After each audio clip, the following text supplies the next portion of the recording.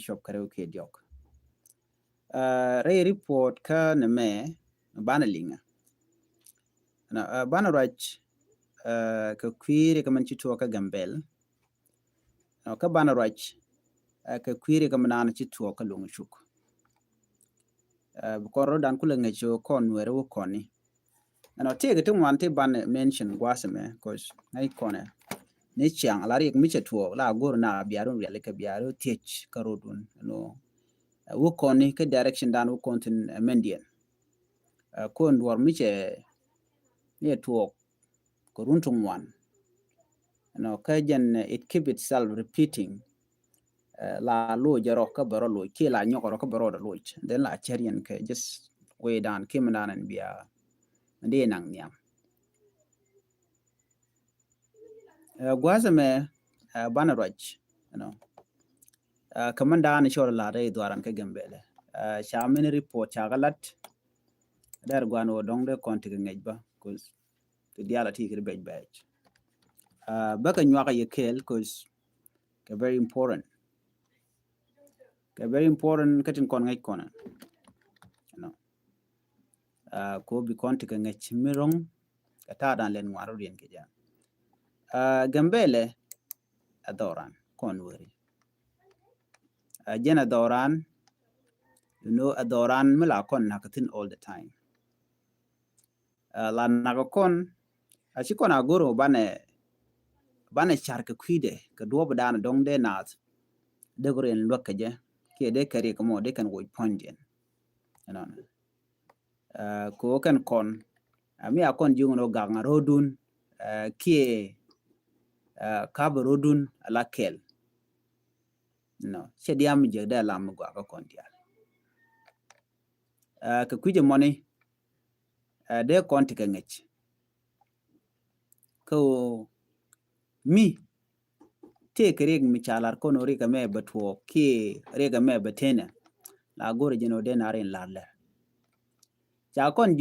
bugne tin wana no yena tie da rodun re wika gambela ana shiawore jal kem ka palkaje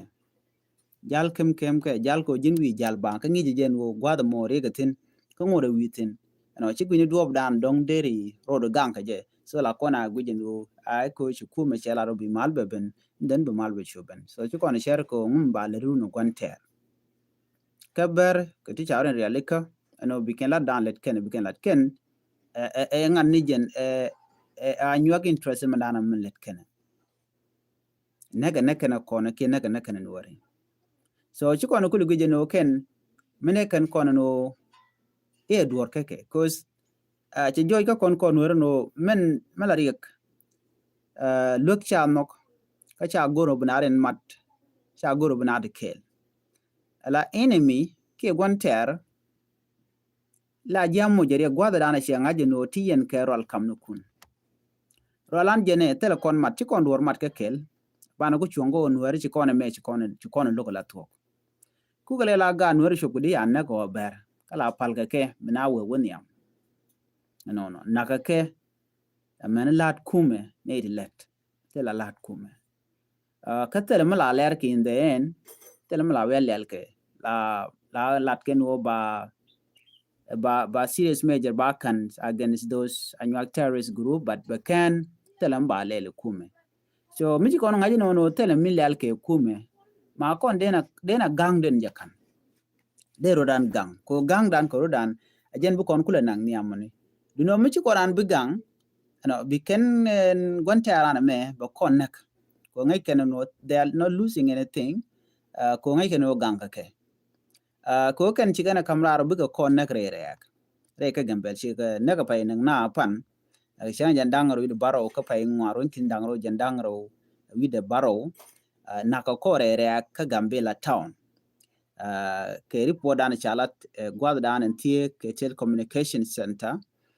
kana gwada dan na koktin ke biheni ke kwaktin kan gota kon na kana tin kene ko na kana ka police ni bar ti jel kamech la rane ne lo ran kume be benak ko kon ti kon ga confusion mede tenen wana mo ena guje no misha bar sha ne ram char chanen mi jel kamaj be guje no ran kume bertele ran kume ko ken they always get away with whatever wrong thing they can do chicken dwell anywhere chicken wajit and they can deal nakan ke man nakan ke wune ka ga telempel kana mishi anga jinono la cherian no dierun moch ka loka no yana chwala werek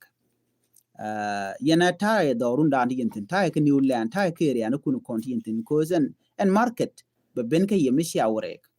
ko market ajen nang nare ga wana nak rek Gambela town kodi nuwar mi shirye ke ben cheta mi shirye ke tok cha kon nak cha kon mu kariyak banata ga jokel jokodo dien bana were ga ishi mal chben mal ba be ko mangora tel nuwar mi shanak mi anwar shanak bu kon rodan wo bana bi chot wi dan ko korjo mu dien bu kon were na mo de rek der kul chongadi ka kon chika kon chikon chungwa skela bana ja kumo ko nguga no na me chine lok mi chan dung bar chan lok la tok de ran de ro nguk no shiran che de rek en market la nu ngeje gwa dan te na tin mi shanga je no ne to chicken we gwa to money mina ka yetin shang cha ja ka gwa kunyika en gwa market mo ngulen yen lo le tin ari yente dorun dan ti yentin kini ulan so na me der we kan we diar no Gambele je la gwa let ka kon special area ko tele melelka Michigan wara che we ka bu tok de je no bai cho no jini jen jiram dan no gode ko der tok so ku je mo eno chiriek dan te dit gwana kon dial ko chin wara chi kan no bugren mat so ajen solution kama la to no de misha don mat ba dil nak misha don mat mitali yamat kam no kun yen ba dil nak ane ta to yen dana to no no mo ana te kamat ken jita dialati bikabet you know mo ante daglani ci ko dan moch ke mat kel ba kon yong long ajitaran especially bar na mo micha lat ka kon ka Gambele ka cha bi kep chong ko te ne la ro ba ka chong no jala gwan mu bar long ngona ka kwa chi na le la ni ti din ngore jennak mi nyodo din wari shang waran madone ken ne dialati ti shang kon ka shang mi chodo lotine ano bigatel chicken kon bil moy kerek so kujamo nyodo kono ne tana ke diel ketin kon let kon ke ken obaran mat ko kon gwante banjo ko joy gwante am mo te ko na gor bana rodar ya leke ke kwide bo kon yong long gwante armo so na me der we kay ka dob dan deran der mon le ro der jangach Gambele agency alingo chanwer kon chaga nekten ka berna kono ko ber widin ya chika ka jirar you know changa let chaga let ko Michigan wer we let de jinnak already keteram di ti jirun ko jenta dan le rodo